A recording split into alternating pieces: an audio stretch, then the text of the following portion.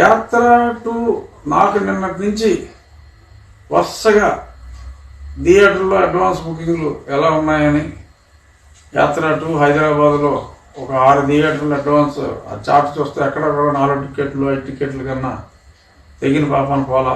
300 సీట్లు ఉంటాయి, మల్టీప్లెక్స్లో 200 ఉంటాయి. ఆంధ్రాలో నేను దాన్ని నా గ్రూప్లో పెడతాను. జరిగితే మీరేంటి రాజుగారు అక్కడ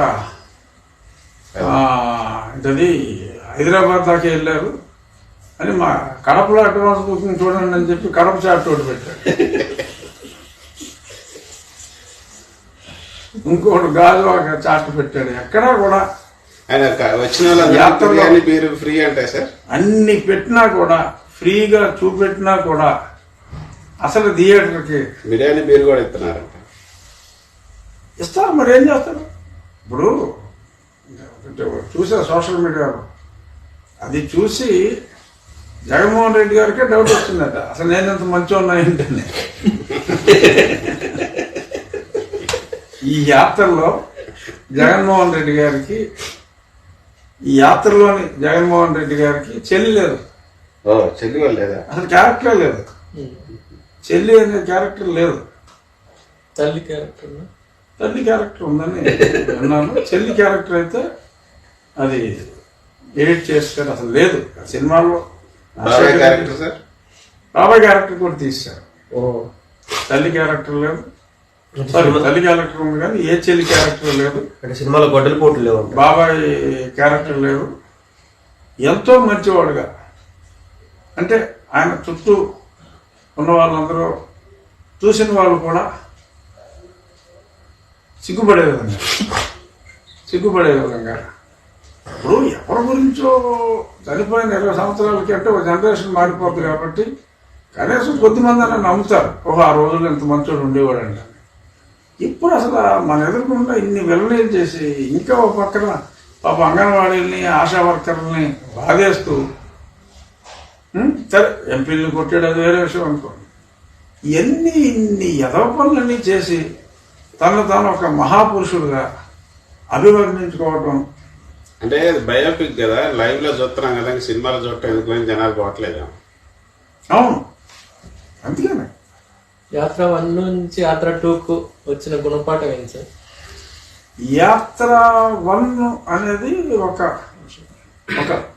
ఒక మంచి మనిషి మీద మంచిగా తీసిన సినిమా. యాత్ర 2 అనేది ఒక విలన్ని హీరోగా చూపెట్టాలనే ప్రయత్నం. సో మరి ఆ ప్రయత్నంలో మరి అది ఆ యాత్రలో పాల్గొనడానికి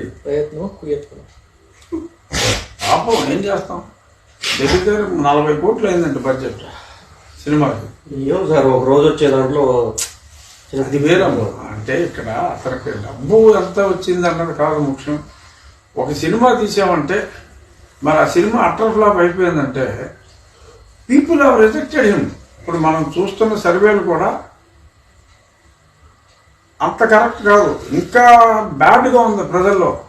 నిజంగా జగన్మోహన్ రెడ్డిని మా జగనం అని చెప్పి 40% మంది రాష్ట్రంలో వాళ్ళు ప్రేమిస్తే కనీసం ఫ్రీ టికెట్ ఇచ్చినందుకన్నా వాళ్ళు కూర్చోవాలి. ఏసీ వాళ్ళు కూర్చున్నాను నెప్పా, వేరు బ్రాండ్ ఇచ్చినందుకు కూడా ఎందుకు కూర్చోట్లేదు అంటే 40 degrees టెంపరేచర్ ఎంజాయ్ చేస్తున్నారు సార్ బయట. భరించలేదు. మీ లెక్కన ఎన్ని టికెట్లు తెగాయి సార్ ఇప్పుడు వరకు?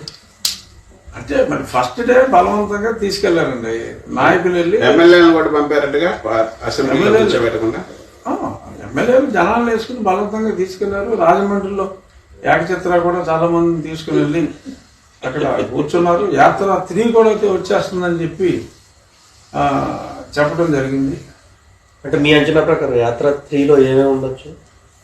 యాత్ర 3లో ప్రజలు ఎలా అపార్థం చేసుకుని ఓడించారు, ఇటువంటి విషయాలన్నీ బహుశా యాత్ర 3లో ఉండొచ్చు.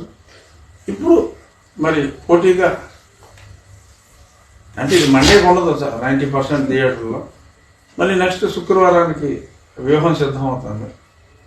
మరి ఆ తర్వాత పర్మిషన్ ఇవ్వాలి కదా సార్? వ్యూహానికి ఇచ్చేశారు. తర్వాత ఇంకో 10 రోజులు అటు ఇటుగా మరి శపథం కూడా వస్తుంది.